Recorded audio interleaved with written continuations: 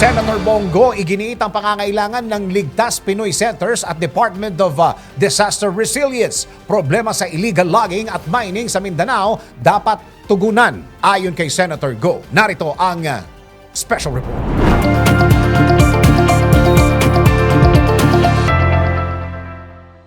Sa gitna ng sunod-sunod na kalamidad tulad ng Bagyong Pipito, hinimok ni Senator Bongo ang agarang pagpasa ng mga panukalang batas tulad ng Ligtas Pinoy Centers at ang Department of Disaster Resilience o DDR. Ayon kay Go, kailangan ng mas maayos at permanenteng evacuation centers sa bawat komunidad upang matugunan ang mga pangangailangan ng mga evacuees. Ayon kay Senator Go na hindi sapat ang evacuation center sa bansa. Ipinunto ni Senator Go na ang DDR ay magbibigay daan sa mas mabilis at sistematikong pagtugon sa kalamidad na makatutulong sa mas mabilis na recovery. Ipinagdiinan niyang hindi dapat maghintay pa ng panibagong trahedya at kailangan ng agarang aksyon upang matugunan ang pangangailangan ng mga Pilipino. Samantala, ipinahayag ni Senator Christopher Bongo ang suporta sa proposed 2025 budget ng DNR at binigyang din na dapat solusyonan ang problema sa iligal na pagtutroso at pagmimina sa Mindanao. Ayon kay Senator Go, makikita niya mula sa eroplano ang mga kalbong kabundukan at ang panganib tuwing may mga kalamidad tulad ng bagyo at baha. Nagbabala siya na kung hindi maaksyonan, magdudulot ito ng mas malaking pinsala sa inaharap. Hiniling ni Senator Go ang mga report mula sa DNR tungkol sa akbang nito laban sa mga iligal na gawain. Bukod dito, isinusulong ni Senator Go ang pagtatatag ng Department of Disaster Resilience upang mas tumutok sa disaster preparedness and response ng bansa.